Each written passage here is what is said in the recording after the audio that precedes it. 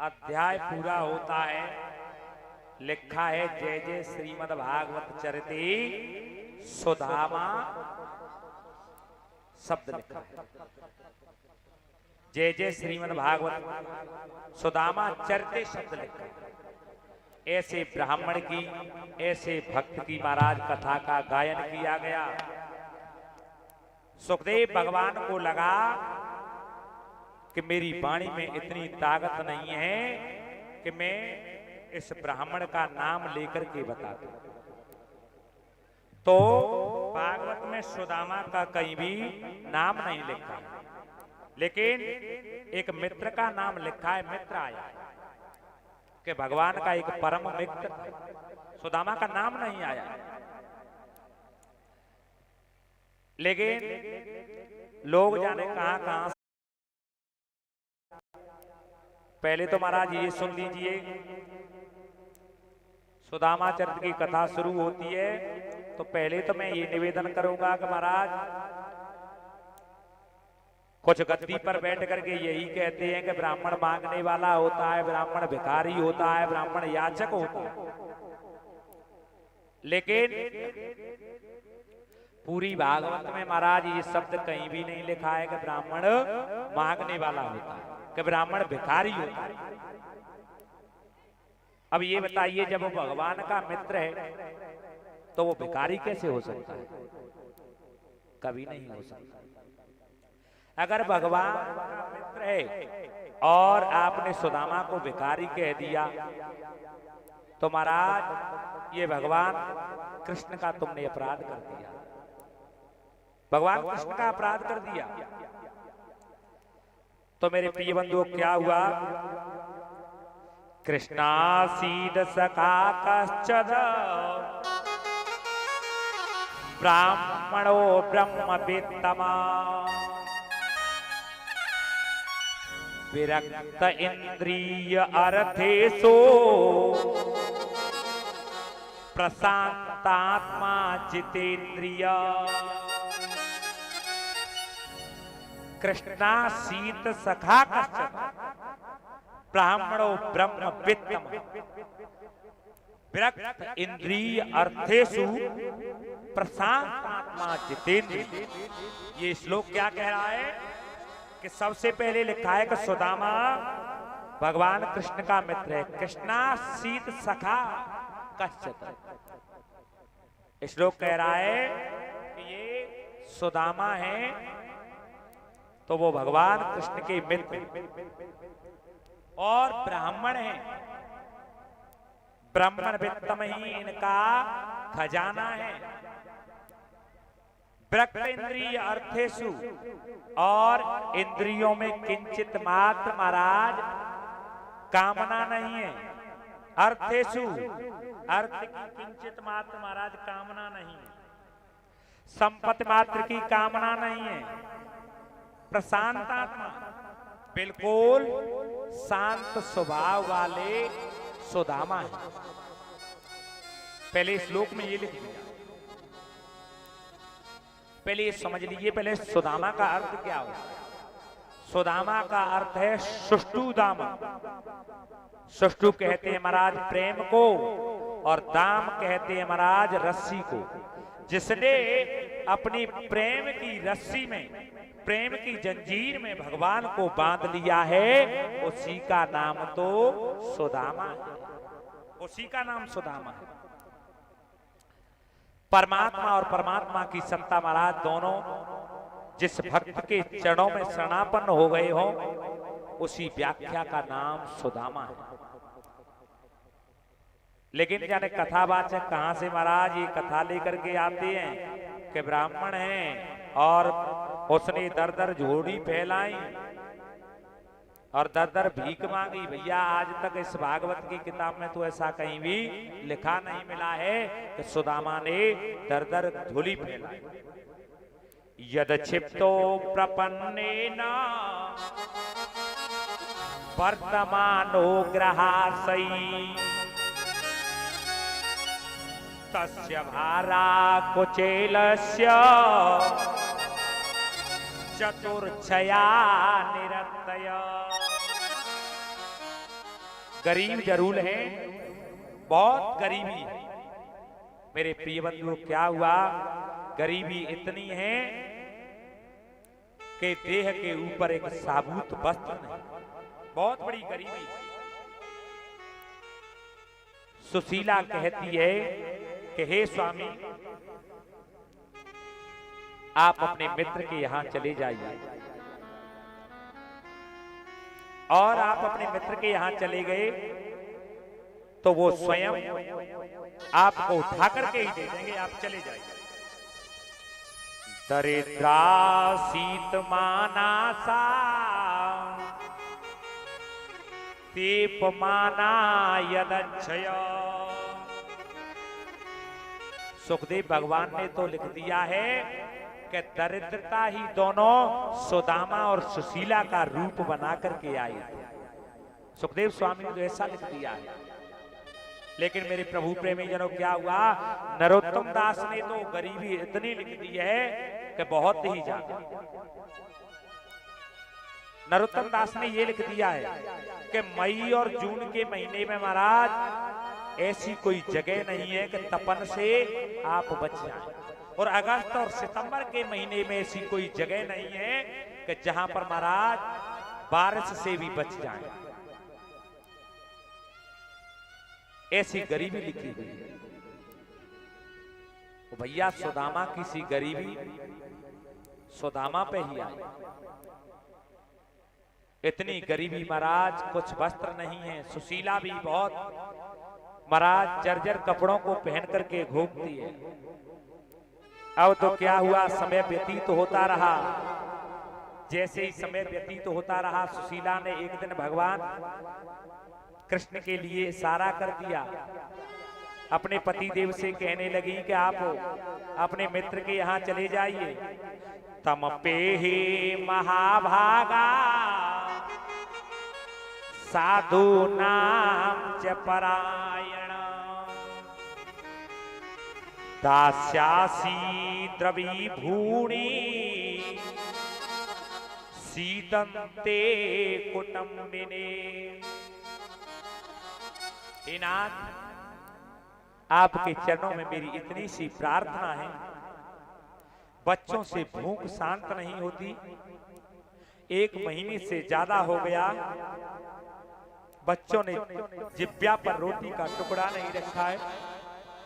हे प्रभु, आप भगवान के दरबार में चले जाइए, और अगर आप भगवान के दरबार में चले गए, क्योंकि वो तो ब्राह्मणों के बहुत बड़े हितैषी हैं, आप उनके पास में चले जाइए। उनकी महानता मैंने देखी है, आप उनके दरवाजे पर चले जाइए। सुशीला जब कह रही थी, उसी समय मेरे प्रिय बंधु सुदामा जी ने मना कर दिया।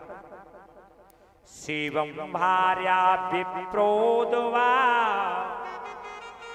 पशुआयाम प्रथयो। उसी समय जब सुदामा जी मना कर रहे थे, उसी समय मेरे प्रिय बंधुओं हाथ जोड़ करके सुशीला कहती है कि मैंने अभी ये सुना है कि अगर कोई भी उनके दरवाजे पर चला जाता है वो खाली हाथ नहीं आता है। उसी समय सुदामा ने कहा कि गरीबी आ गई तो गरीबी में तू मुझे मांगने की सीख देती है। सुशीला, मर जाऊंगा लेकिन मित्र के दरवाजे पर नहीं जाऊंगा। किसी भी कीमत में मैं मित्र के दरवाजे पर नहीं जाऊंगा। सुशीला, मैं अपने प्राणों को त्याग दूंगा, लेकिन मित्र के यहाँ मांगने के लिए नहीं जाऊंगा। अब बताइए कि जो मित्र के यहाँ जाने के लिए ये कह रहा है कि अपने प्राणों को मैं त्याग दूंगा, तो भैया अब ये मांगने वाले कैसे, मांगने वाले कैसे सिद्ध कर दिए कि ये मांगने वाले हैं सुदामा। अहई अहमहि परमो लाभ उत्तम श्लोक दर्शन। सुशीला कहती है कि हमारा परम लाभ यही है स्वामी, आपको उनके दर्शन हो जाए। हे नाथ, जीवन का परम लाभ यही है कि ईश्वर के दर्शन हो जाएं, आप उनके यहाँ चले जाइए। स्वामी मेरी बात मान लीजिए, इस प्रकार से जब सुशीला समझ आ रही थी, उसी समय महाराज सुदामा जी मना करने लगे, लेकिन ज्यादा आग्रह किया। उसी समय सुदामा जी ने हाँ की, जाने के लिए हाँ करी। तो महाराज क्या हुआ, सुदामा जी ने कहा सुशीला मैं चला तो जाऊंगा, लेकिन बात यह है मित्र के दरवाजे पर, गुरुजी के दरवाजे पर, किसी मठ में, मंदिर में, किसी कथा भागवत में खाली हाथ से नहीं जाया जाता, खाली हाथ से नहीं जाया जाता है। उसी समय सुशीला जानती थी, सुशीला होशियार थी, तो सुशीला 4 घरों में गई और 4 मुट्ठी चावल लेकर के आई। जैसे ही भक्त ने जाने के लिए हाँ करी, उसी समय भगवान ने उठा करके 4 पुरुषार्थ दे दिए। 4 पुरुषार्थ कौन कौन से? धर्म अर्थ काम मोक्षाणाम साधनम श्याम संशय। जैसे ही जाने की हाँ करी, 4 पुरुषार्थ, ये 4 मुट्ठी चावल। एक ऐसा साबुत वस्त्र नहीं है कि जिसमें और लपेट करके रख दिया जाए। सुशीला लेकर के आई, या चत्वा चतुरो मुष्टि विप्राणाम प्रथकुतम दुला शैल खंडेन तान वधान भरते पादवानम। परीक्षित ने कहा गुरुजी, सुखदेव जी महाराज से क्या कहा, गुरुजी क्या इस ब्राह्मण की कदर एक घर में नहीं थी कि 4 मुट्ठी चावल एक घर से मिल जाते? उसी समय सुखदेव जी ने कहा परीक्षित दोबारा से मत बोल देना, ये शब्द दोबारा से मत बोल देना, क्योंकि सुशीला होशियार थी। सुशीला जानती थी कि भगवान जिस समय इस पोटली को खोल करके देखेंगे तो वो समझ जाएंगे कि 4 घरों से 4 मुट्ठी चावल जाएंगे। इसलिए सुशीला 4 घरों में गई। मेरे प्रिय बंधुओं, सुखदेव जी ने परीक्षित से कह दिया दोबारा से ये शब्द मत बोल देना, क्योंकि सुशीला होशियार थी। सुशीला जानती थी कि मेरे पति देव जा रहे हैं अपने मित्र के यहाँ, तो भगवान अपने आप समझ जाएंगे, क्योंकि ये तो उनके दरवाजे पर हाथ फैलाएंगे नहीं, लेकिन इसी से भगवान को आभास। इसलिए मेरे प्रभु प्रेमी जनों, सुशीला 4 घरों में गई, 4 मुट्ठी चावल लेकर के आई। 4 मुट्ठी चावलों को लेकर के आई, एक कपड़े की 4 सतह करी। जैसे ही 4 सतह करी मेरे प्रिय बंधुओं, क्या हुआ, 4 सतह करके चावल को बांध दिया। अब तो सुदामा जी सोच रहे हैं कि कुछ समय में अपने मित्र के साथ में गुजार करके आऊंगा, अंग संग रह करके आऊंगा। दरवाजे पर सुशीला खड़ी रही। ग्रंथों में लिखा है कि सुशीला को आने में 3 महीने लगे और 3 महीने तक सुशीला एक दरवाजे पर खड़ी रही। ग्रंथों में ऐसा लिखा है। अरे भैया, ग्रंथों में तो ऐसा भी लिखा है वो सुशीला तो 3 महीने रुकी, लेकिन ग्रंथों में ऐसा वर्णन आया है कि ये एक वो नारी थी, वो 14 साल तक महाराज एक देहली से 10 से बस नहीं। वो कौन थी? उर्मिला। उर्मिला एक ऐसी नारी थी महाराज, जिस समय राम का वनवास हुआ। आप कहें तो 2 मिनट में मैं सुना दूं उर्मिला का चरित्र। बात उस समय की है जिस समय राम जी का वनवास हो गया। जैसे ही राम जी का वनवास हुआ, लखन घोड़ों को नहलाने के लिए सरजू में पहुंच गए। घोड़ों को नहला रहे थे, उसी समय और आवाज आई कि राम जी का वनवास हो गया। जैसे ही आवाज आई तो जितने भी गोपगण थे महाराज जाकर के और लखन लाल के पास में पहुंच गई। हाहाकार मच गया। उसी समय लखन लाल ने कहा क्या हुआ? क्यों ये क्या हाहाकार की सी आवाज आ रही है।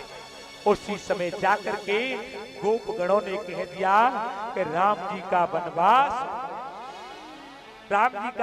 हो गया। उसी समय लखन घोड़ों को छोड़ करके प्रभु श्री राम जी के पास में आ गए।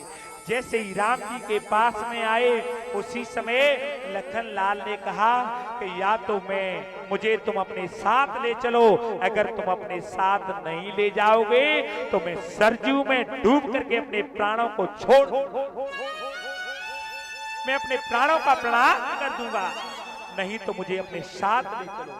उसी समय राम ने कहा कि अपनी माँ के पास में जाइए और माँ से अनुमति लेकर के आइए।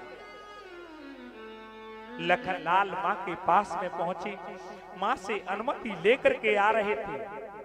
उसी समय ये देवी उर्मिला हाथों में फूलों की माला लेकर के और एक थाल सजा करके एक दीपक जला करके दरवाजे पर खड़ी हुई। मन में सोचती है कि मेरे पति देव 14 वर्ष के लिए प्रभु की सेवा के लिए जा रहे हैं, तो मेरा मन कर रहा है कि इस माला को गले में डाल करके और उनकी आरती उतार करके उनका मैं आशीर्वाद प्रदान कर दूं। ऐसा मन में सोच करके खड़ी हो गई। इधर में क्या हुआ, लखनलाल अपनी माँ से अनुमति लेकर के आए। जैसे ही अनुमति लेकर के आए लखनलाल पहाड़े वीर, लखनलाल ने उर्मिला की तरफ नहीं देखा। जैसे ही उर्मिला की तरफ मुड़ करके नहीं देखा, उसी समय बगल में खड़ी हुई थी देवियां, आसपास की देवियों ने कहा, भगवान सुहाग सबको देना, सबको सब कुछ देना, लेकिन उर्मिला जैसा सुहाग किसी को मत देना। उसी समय उर्मिला ने कहा, क्या कह रही हो? उर्मिला जैसा सुहाग? तुम्हारे पेट में दर्द क्यों हो रहा है? तुम्हें पीड़ा क्यों हो रही है? उन्होंने कहा कि पीड़ा इसलिए हो रही है कि जब पति जाता है तो बार बार बोल करके जाता है कि शाम के समय में आ जाऊंगा, और किसी कारणवश शाम के समय नहीं आ पाया तो बासे मोह से दर्शन तेरा ही करूंगा। और ये श्रीमंत 14 वर्ष के लिए जा रहा है, लेकिन तेरी तरफ मुड़ करके नहीं देखा है, इसलिए दर्द। उसी समय उर्मिला ने कहा, दर्द तो मुझे होना चाहिए, तुम्हें क्यों हो रहा है? जो परिवार की तरफ मुड़ करके देखते हैं वो ना तो राष्ट्र की सेवा कर सकते हैं, ना भगवान की सेवा कर सकते हैं। ये तो प्रभु की सेवा के लिए जा रहे हैं। ये उर्मिला का वचन। अगर मेरे प्रिय बंधुओं, उर्मिला आज अयोध्या के कोर्ट में महाराज दावा पेश कर देती कि राम जी अपनी पत्नी को लेकर के जा रहे हैं, तो ये लखन अपनी पत्नी को क्यों नहीं लेकर के जा सकता? तो आज कोर्ट का फैसला यही होता कि लखन भी अपनी पत्नी को लेकर के जाए। लेकिन उर्मिला क्या कहती है? उर्मिला जवाब देती है, उर्मिला कहती है कि है मेरे अगर पातिव्रत धर्म में ताकत तो मैं रघुवंश की सौगंध खा करके कहती हूँ, सौगंध खाती हूँ अपने मांग के सिंदूर की, मैं इस दीपक में तेल और घी नहीं डालूंगी, मैं इस माला को लेकर के खड़ी रहूंगी, मैं खाना नहीं खाऊंगी, मैं इस देहली से टस से मस नहीं, मैं सोऊंगी नहीं। है मेरे पातिव्रत धर्म में ताकत तो 14 साल के बाद में इसी माला को अपने पति के गले में डाल करके मैं उनका स्वागत सम्मान है। अगर मेरे पातिव्रत धर्म में ताकत तो इसी दीपक से अपने स्वामी की आरती उतारा। मेरे प्रिय बंधुओं, इस प्रकार से मेरे उर्मिला ने कहा, उर्मिला ने जब ये कहा तो मेरे प्रिय बंधुओं क्या हुआ, सुन लीजिए क्या हुआ। इधर में जब युद्ध हो रहा था तो लक्ष्मण जी के शक्ति लग गई। जैसे ही लक्ष्मण जी के शक्ति लगी, हनुमान जी बूटी लेकर के आ रहे थे। जैसे ही हनुमान जी बूटी लेकर के आ रहे थे, इधर में भरत ने देखा कि ओहो कोई जा रहा है।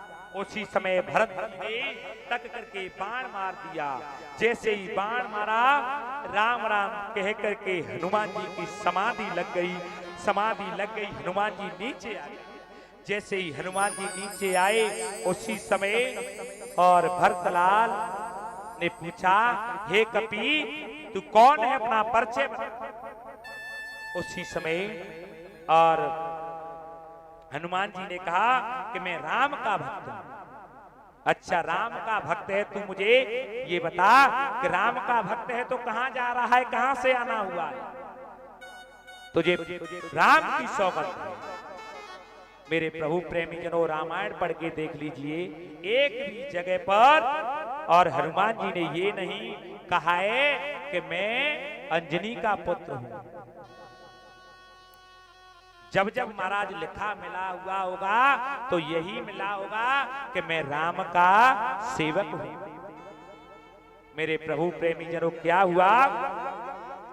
अब तो हनुमंत लाल ने कहा कि लखन के शक्ति लगी हुई है, इसलिए मैं और बूटी लेकर के जा रहा हूं।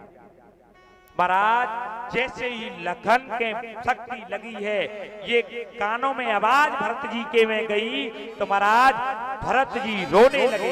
इतनी जोर से रोने लगे कि भरत जी की रोने की आवाज पूरे अवध में छा गई। जैसे पूरे अवधपुरवासी इकट्ठे हो गए, उसी समय कौशल्या के कई सुमित्रा भी चल करके आ गई, लेकिन एक देवी नहीं आई। वो नहीं आई। कौशल्या ने उसी समय पूछा भरत से, बेटा क्या हो गया, सो तू आज रो रहा है, बेटा मुझे बता। उसी समय भरत जी क्या कहते हैं, मां अयोध्या का भाग फूट गया, मेरी वजह से राम का वनवास हुआ, मेरी वजह से पिता का मरण हुआ, मेरी वजह से आज मुझे लगता है कि लक्ष्मण के प्राण बचने वाले नहीं हैं। मां अयोध्या का भाग फूट गया।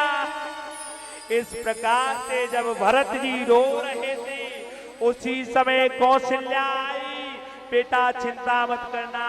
उसी समय हनुमान जी से कौशल्या क्या कहने लगी कि हे कपी, तुझसे मैं कह रही हूं, मेरी सौगान है, कह देना उस राम को कि अगर रास्ते में कोई नदी नाला मिले, उसमें डूब करके राम मर जाए। ऐसे राम की मुझे जरूरत नहीं है, जो अपने भाई को खो करके आ रहा है। अगर लखन के प्राण बचे तो ही राम अवध में आए, नहीं तो ऐसे राम की मुझे कोई जरूरत नहीं है। उसी समय मेरे प्रभु प्रेमी जनों, क्या हुआ? इधर में सुमित्रा चल करके आई। सुमित्रा ने पूछा कि हे कपी, बड़ी माता ने जो कहा है वो तुम्हें नहीं कहना है, वो तुम्हें नहीं कहना है। क्यों? कह देना राम को, ए राघव, लखन की मौत हुई है, ये सुमित्रा तुझे कभी उलाहना नहीं देगी। अभी मेरे पास एक सपूत ऐसा बचा है शत्रुघ्न, जिसको मैं भेज रही हूं, और मेरी बेटी जानकी को लेकर के उस रावण को नीचा गिरा करके ही और अवध में आए। मैं पीछे से भेज रही हूं, चिंता मत करना किसी भी प्रकार की, ये बोल देना। उसी समय मेरे प्रभु प्रेमी जनों, हनुमान जी से सुमित्रा कहने लगी कि हे कपी, लेकिन ये बता दे कि शक्ति कहाँ लगी है? तू कह रहा है कि लखन के शक्ति लगी है, तो ये बता दे कि वो शक्ति कहाँ लगी है। उसी समय और हनुमान जी ने कहा कि शक्ति छाती में लगी है, और हे माँ, अगर पीठ में लगी होती तो उसी समय सुमित्रा ने कहा कि अगर पीठ में शक्ति लगी होती तो हे कपि मैं तुझे नहीं जाने देती। क्यों? इसलिए मैं नहीं जाने देती कि युद्ध कर रहा होगा, युद्ध करते करते और युद्ध को छोड़ करके भाग रहा होगा तो पीछे से दुश्मन ने वार कर दिया है और पीठ के ऊपर वार दुश्मन का होता है। चले जाओ ये बोल देना मेरे प्रभु प्रेमी जनों। इस प्रकार से सुमित्रा मैया ने कहा तो हनुमंत लाल और राम राम कह करके महाराज चले गए। जैसे ही गए हैं तो मेरे प्रभु प्रेमी जनों क्या हुआ, अब तो पूरे अवध में दुख होने लगा, पूरे अवध में बहुत दुख होने लगा, लेकिन एक नारी को दुख नहीं हुआ। उस नारी को दुख नहीं हुआ। वो कौन सी नारी थी? उर्मिला को। उर्मिला को दुख नहीं हुआ। उर्मिला दरवाजे पर खड़ी है। माँ कौशल्या पहुंची और समझाने लगी, उर्मिला अवध का भाग्य फूट गया, तेरे पति के प्राण संकट में हैं, तो तू एक बार हनुमान से जाकर के मिल ले। उसी समय उर्मिला ने कहा, हे माँ क्या कह रही हो? मेरे पति के प्राण संकट में?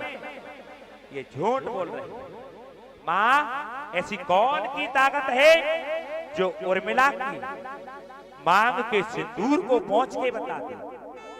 किसकी ताकत है?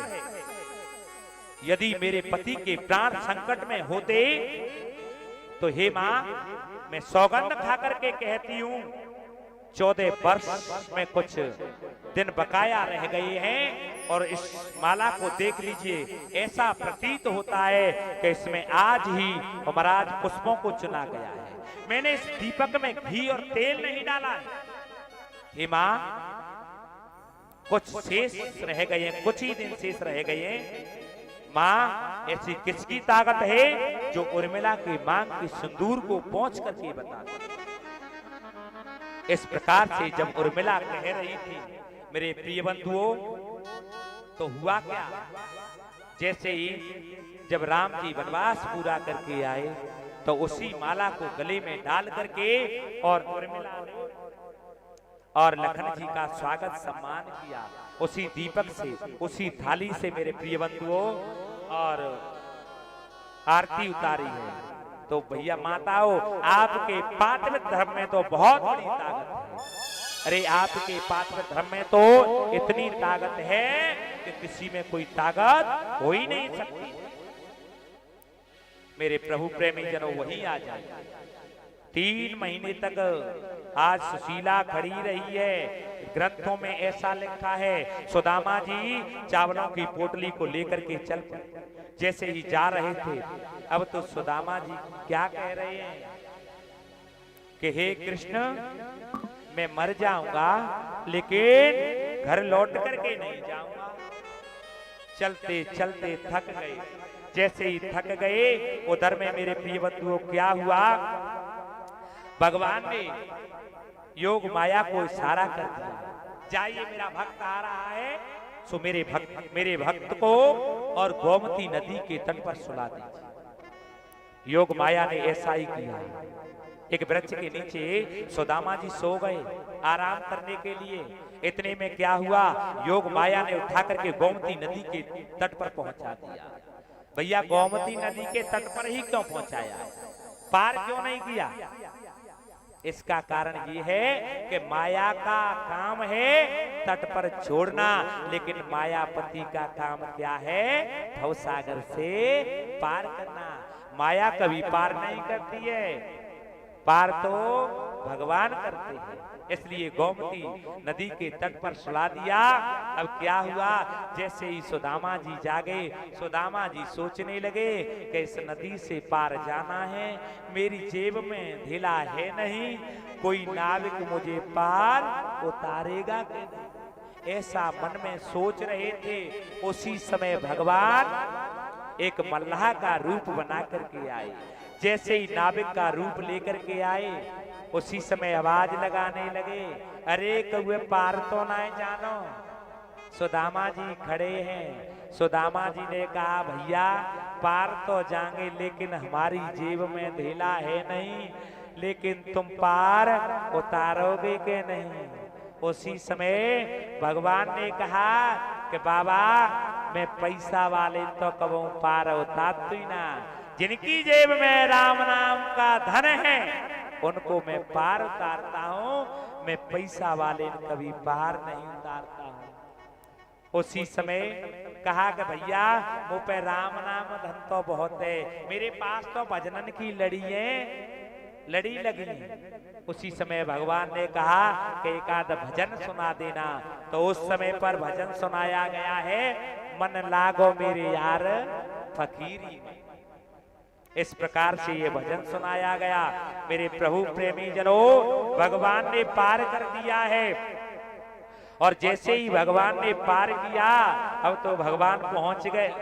भगवान ने सुदामा को पार किया, अब तो सुदामा जी ऐसे खड़े हैं जैसे किसी की जेब कट गई हो महाराज बस में। और जब इधर में कंडक्टर आकर के पूछे कि किराया दो, टिकट लो, तो उस समय वो व्यक्ति कैसा खड़ा होता है महाराज, भीगा सा खड़ा हुआ दिखाई देता है। इसी प्रकार से आज सुदामा जी खड़े हुए हैं, सुदामा जी खड़े हैं। लेकिन सुदामा ने कहा कि भैया तेरा कर्जा है, मैं तेरे कर्जे को चुकाऊंगा। उसी समय भगवान ने कह दिया कि मुझे नहीं चाहिए। तो सुदामा जी क्या कहते हैं? सुदामा जी कहते हैं मैंने ग्रंथ पढ़े हैं, ग्रंथों में लिखा है कि 3 जगह का पैसा कभी नहीं रखना चाहिए। कौन कौन सी जगह का? एक तो बालों की कटाई, और एक कपड़े की धुलाई, और महाराज तीसरी नाव की उतराई। ये 3 जगह का पैसा नहीं रखना चाहिए। सुदामा जी ऐसा बोल रहे थे। उसी समय मेरे प्रभु प्रेमी जनों क्या हुआ, जैसे ही अब तो आगे चल करके गए, तो आगे चल करके एक व्यक्ति से पूछा भैया मुझे द्वारका में पहुंचना है, द्वारका कितनी दूर है? तो उस व्यक्ति ने कह दिया बाबा जी आगे चले जाओ, ये द्वारका ही दिखाई दे रही है। आगे चल करके पहुंचे। भैया मुझे कृष्ण के घर पहुंचना है, बड़ा मेरा मित्र है, बचपन को मित्र है। उसी समय और उस व्यक्ति ने बोल दिया कि सीधे चले जाओ बाबा। जैसे ही सीधे पहुंच गए, उसी समय क्या हुआ मेरे प्रभु प्रेमी जनों, जैसे ही दरवाजे पर पहुंचे, दरवाजे पर पहुंचे, जो जितने भी दरवाजे पर खड़े हुए थे महाराज, दरबारी लोगों ने सुदामा को अंदर नहीं जाने दिया। सुदामा ने पूछा भैया क्या ये कृष्ण का घर है? कि हाँ ये उन्हीं का घर है। लेकिन बाबा तुम उनको कैसे जानते हैं? कि जानते क्या, वो हमारे बचपन का यार है, बचपन का सखा है वो हमारा, इसलिए हम जानते हैं। देखो देखो ये गरीबी, ये गरीबी का हाल, कृष्ण के दर पे विश्वास लेके आया है। मेरे बचपन का यार है मेरा श्याम, यही सोच कर मैं आस करके आया। अरे द्वारपालो कन्हैया से कह दो, अरे द्वारपालो कन्हैया से कह दो कि दर पे सुदामा गरीब आ गया है, कि दर पे सुदामा गरीब आ गया है। अरे द्वारपालो कन्हैया से कह दो, अरे द्वारपालो कन्हैया से कह दो, इधर पे सुदामा करीब आ गया है। भटकते भटकते न जाने कहाँ से, भटकते भटकते न जाने कहाँ से, तुम्हारे महल के करीब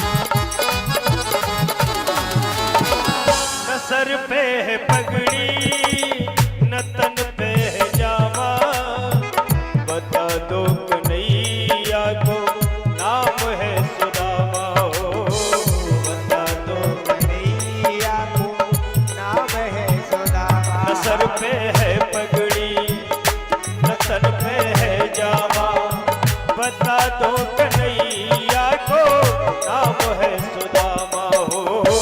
न सर पे पगड़ी न तन पे जामा, बता दो कन्हैया को नाम है सुदामा हो, बता दो कन्हैया को नाम है सुदामा। ओ एक बार मोहल से जाकर ये कह दो, एक बार मोहल से जाकर ये कह दो, मिलने सखा बद नसीबा गया है, मिलने सखा बद नसीबा गया है।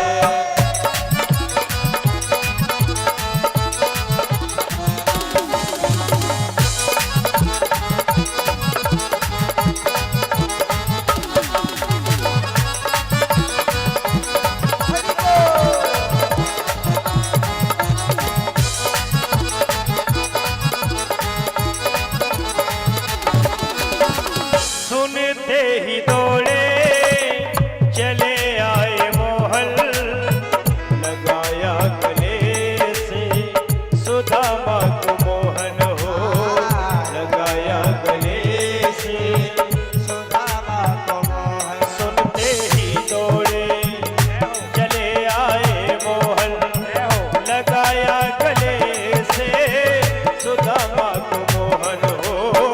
सुनते ही दौड़े चले आए मोहन, लगाया गले से सुदामा को मोहन। लगाया गले से सुदामा को मोहन।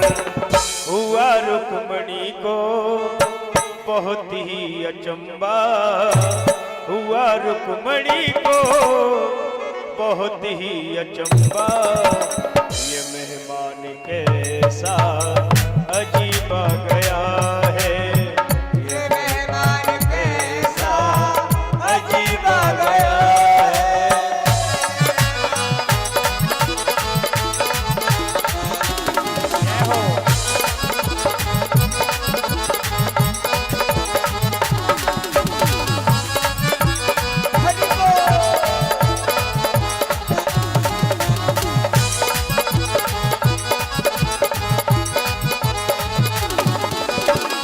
बराबर में अपने सुदामा बिठाए, चरण आंसुओं से श्याम ने धुलाए हो, चरण आंसुओं से श्याम ने बुलाए। बराबर में अपने सुदामा बैठाए, चरण आंसुओं से श्याम ने धुलाए हो, बराबर में अपने सुदामा बैठाए, चरण आंसुओं से श्याम ने धुलाए, चरण आंसुओं से श्याम ने बुलाए। ओ न घबराओ प्यारे सखा तुम सुदामा, न घबराओ प्यारे सखा तुम सुदामा, उसी का समान तेरे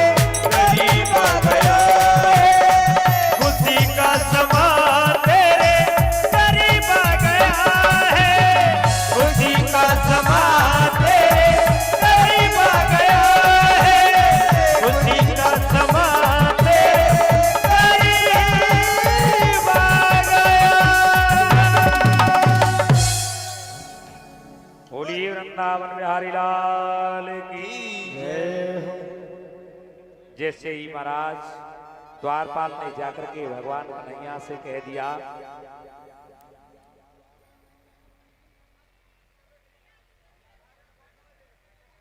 जय जय श्री राधे श्याम। थोड़े से समय की और बात है भैया। द्वारपाल ने जाकर के कह दिया भगवान कन्हैया से कि तुम्हारा नाम ले रहा है कोई और मित्र बता रहा है तुम्हें, उसकी हालत कैसी है भगवान ने उसी समय कहा। तो वो द्वारपाल जाकर के क्या कहता है कि शीस पगान जगा तन पे और पाह उपाहन की नहीं सामा और धोती फटी सी लटी दुपट्टी और प्रभु जाने को आए बसो के गामा और द्वार खड़ो द्विज दुर्बल एक रहो चक सो बसुधाय फिरामा और पूछत दीन दयाल को धामो बतावत आपनो नाम सुधामा। द्वारपाल ने जाकर के कह दिया कि अपना सुदामा नाम बता रहा है महाराज और ऐसी ऐसी स्थिति है। उसी समय भगवान दौड़ करके आए। जैसे ही भगवान दौड़ करके आए देखा कि ओहो सुदामा मेरा मित्र है। उसी समय भगवान ने और सुदामा मित्र को गले से लगाया। जैसे ही गले से लगाया अंक में भर लिया और गले से लगा करके और भगवान अंदर लेकर के जा रहे हैं। अंदर लेकर के पहुंच गए जिस गद्दी पर महाराज दाऊ भैया भी नहीं बैठ पाए थे, उस गद्दी पर आज सुदामा जी को स्थापित कर दिया, बिठाल दिया। जैसे ही गद्दी पर बिठाल दिया उसी समय रुक्मिणी के लिए आदेश कर दिया कि हे रुक्मिणी, ब्राह्मण देव आए हैं और ये मेरे बचपन के मित्र हैं, सो आप ऐसा कीजिए और सोने की परात में जल लेकर के आइए, क्योंकि ब्राह्मण के मुझे पैर पखारने हैं, पैर प्रक्षालन करना है। उसी समय मेरे प्रभु प्रेमी जनों जैसे ही रुक्मिणी मैया इधर में जल लेने के लिए गई, उधर में भगवान कन्हैया और नीचे बैठे हैं और सिंहासन पर महाराज और अपने मित्र को बिठाल दिया। जैसे ही मित्र को बिठाल दिया क्या हुआ मेरे प्रभु प्रेमी जनों, अब तो पैरों को और हाथ में लिया है भगवान कन्हैया ने और पैरों को देखा तो महाराज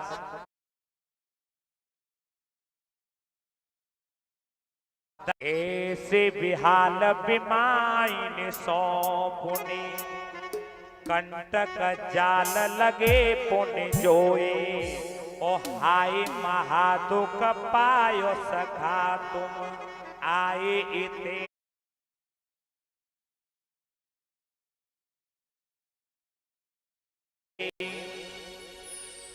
ओ देखे सुदामा की दीन दिशा करुणा करके करुणा निधि रोए ओ पानी परात कुहात छुओ नहीं नैनन की जल सो पग धोए। जैसे ही पानी के लिए आदेश कर दिया लेकिन भगवान कन्हैया आज नीचे बैठे हैं सिंहासन से। उसी समय मेरे प्रभु प्रेमी जनों क्या हुआ, और बीमारियों को देख रहे थे और ऐसे हाल बीमारी सो देख करके अब तो भगवान कन्हैया